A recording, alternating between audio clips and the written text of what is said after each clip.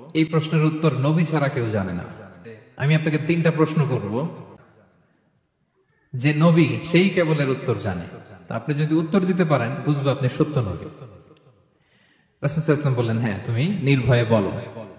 তো সে যে প্রথম প্রশ্ন রাসূল সাল্লাল্লাহু আলাইহি ওয়াসাল্লামকে করতে আরম্ভ করলো যে মা হুয়া আউয়ালু আশরাতিস সাআহ, আপনি যদি সত্য নবী হয়ে থাকেন বলেন তো কিয়ামতের প্রথম আলামত কি? রাসূল সাল্লাল্লাহু আলাইহি ওয়াসাল্লাম বললেন তারপর? এরপর সে জিজ্ঞেস করলো মা হুয়া আউয়ালু তাআমিন ইয়াকুলুহু আহলুল জান্নাহ, জান্নাতীরা যখন জান্নাতে যাবে ঢুকেই প্রথমে তাদেরকে কি দিয়ে আপ্যায়ন করা হবে, কি খাবে? রাসূল সাল্লাল্লাহু আলাইহি ওয়াসাল্লাম বললেন তারপর? আব্দুল্লাহ ইবনে সালাম, তখনও তার নাম আব্দুল্লাহ ইবনে সালাম হয় না, তখন নাম ছিল হুসাইন বা হাসিন ইবনে সালাম। ইসলাম ধর্ম গ্রহণের পর রাসূল সাল্লাল্লাহু আলাইহি ওয়াসাল্লাম নাম দিয়ে দিলেন আব্দুল্লাহ। তারপর সে বলল যে সন্তান যখন হয় সন্তানের চেহারা কখনো হয় বাবার মতো, কখনো হয় মায়ের মতো, এর কারণটা কি? এই 3টা প্রশ্নের উত্তর নবী ছাড়া কেউ জানে না। আপনি যদি নবী হন তাহলে বলেন। আপনাদের কি মনে হয় রাসূল সাল্লাল্লাহু আলাইহি ওয়াসাল্লাম বলতে পারবে নাকি? হ্যাঁ পারবে। রাসূল সাল্লাল্লাহু আলাইহি ওয়াসাল্লাম বললেন একটু আগেই জিবরাইল আলাইহিস সালাম এই 3টা প্রশ্নের উত্তর আমাকে শুনিয়ে গিয়েছে। ওমা ইয়ানতিকু আনিল হাওয়া ইন হুয়া ইল্লা ওয়াহয়ুন ইউহা, তিনি বানিয়ে মন গড়া কিছু বলেন না, আল্লাহ তাআলার পক্ষ থেকে যে বার্তা আসে ওইটাই তিনি পৌঁছে দেন।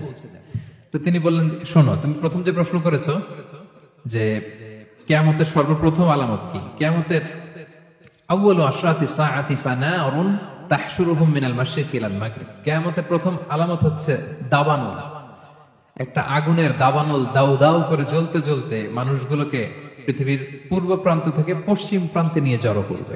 This is the first sign of কিয়ামা। 2 নম্বরে তুমি জিজ্ঞেস করেছো যে জান্নাতীরা জান্নাতে ঢুকলে কি দিয়ে আপ্যায়ন করা হবে। রাসূল সাল্লাল্লাহু আলাইহি ওয়াসাল্লাম বললেন যে আউয়ালু তাআমিন ইয়াকুলুহু আহলুল জান্নাতি ফাজিয়াদাতু কাবিদিল হুত, জান্নাতীরা যখন জান্নাতে ঢুকবে তাদেরকে মাছের ভুনা কলিজা বা কলিজার পাশে একটা জায়গা আছে, এই অংশটাকে ফ্রাই করে প্রথমে আপ্যায়ন করানো হবে।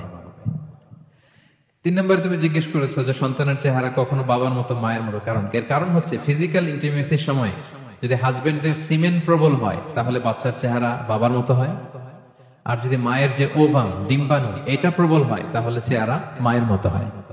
এই কথা শুনে আব্দুল্লাহ ইবনে সালাম চিৎকার দিয়ে উঠলো, সে বলল আশহাদু আল্লা ইলাহা ইল্লাল্লাহ ওয়া আশহাদু আন্নাকা রাসূলুল্লাহ, আমি সাক্ষ্য দিচ্ছি আমি মদিনার সবচেয়ে বড় ইহুদি পণ্ডিত, আমি তাওরাতের আলেম, আমি সাক্ষ্য দিচ্ছি যে আল্লাহ ছাড়া কোনো ইলাহ নেই এবং নিশ্চয়ই আপনি আল্লাহ তাআলার প্রেরিত রাসূল।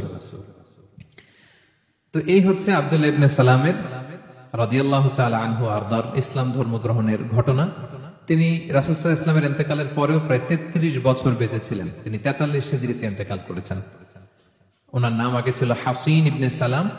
ইসলাম ধর্ম গ্রহণের পরে রাসূল সাল্লাল্লাহু আলাইহি ওয়াসাল্লাম বললেন তোমার নাম হচ্ছে আজকে থেকে আব্দুল্লাহ। কি নাম? আব্দুল্লাহ। পরে উনি পরিচিত হয়ে গেলেন আব্দুল্লাহ ইবনে সালাম নামে।